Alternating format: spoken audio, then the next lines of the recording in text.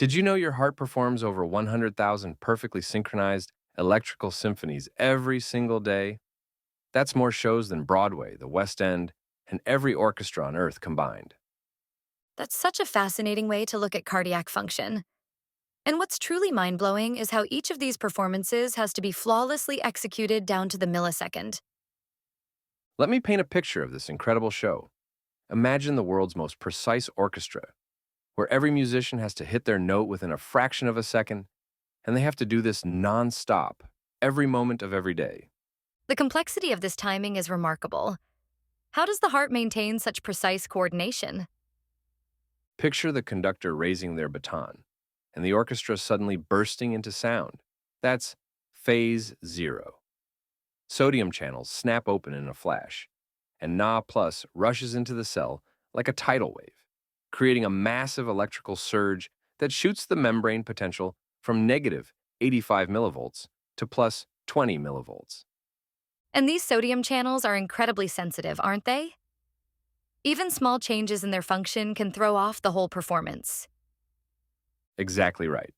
And that's why certain medications like bupivacaine can be so dangerous. When these channels get blocked, it's like having half your orchestra suddenly unable to play their instruments. Let's talk about what happens in phase one, that brief but crucial moment right after the initial surge. Phase 1 is fascinating because it's so quick yet crucial. As potassium ions briefly exit through transient potassium channels, the voltage dips slightly from around plus 30 millivolts to plus 10 millivolts, creating a perfect transition, like that split second of silence after a dramatic opening note. The precision required here is incredible. Even small changes in potassium levels can disrupt this delicate timing. Then we move into phase 2, where calcium takes center stage. This is the plateau phase, where calcium flows in through L-type calcium channels, while potassium, K+, slowly exits, holding the voltage steady around 0 millivolts. This perfect balance keeps the heart muscle contracting, like a sustained musical note that carries the rhythm forward. The way these ion movements coordinate reminds me of a perfectly choreographed dance. How do the calcium channels know exactly when to open and close? It's all about voltage sensitivity. These channels are like sophisticated security systems that only activate under very specific electrical conditions. And this is where many of our cardiac medications work, by adjusting these calcium movements. That brings us to phase three, where everything starts returning to normal. What makes this phase so critical? Phase 3 is where potassium takes the lead, rushing out through delayed rectifier potassium channels, bringing the voltage back down from 0 millivolts toward negative 90 millivolts. This is the heart's reset moment, preparing for the next beat. If this phase is disrupted by medications like amiodarone or electrolyte imbalances like hypokalemia, it can delay repolarization, increasing the risk of QT prolongation and life-threatening arrhythmias like torsades de pointes. The timing here has to be absolutely perfect to prevent those dangerous arrhythmias we sometimes see. And finally, we reach phase 4, the so-called resting phase, though it's anything but passive. The sodium-potassium ATPase pump is hard at work, pushing sodium out and potassium in to restore the resting membrane potential of around negative 90 millivolts.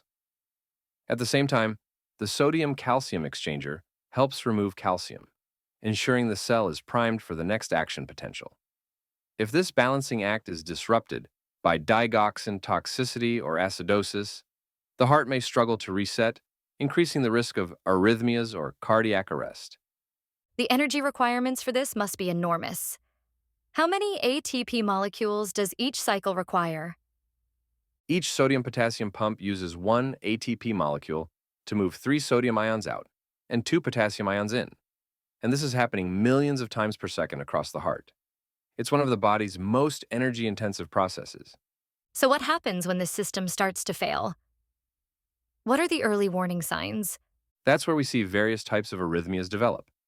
Sometimes it starts subtly, maybe just occasional palpitations or slight irregularities in rhythm, but it can quickly escalate if the underlying problem isn't addressed.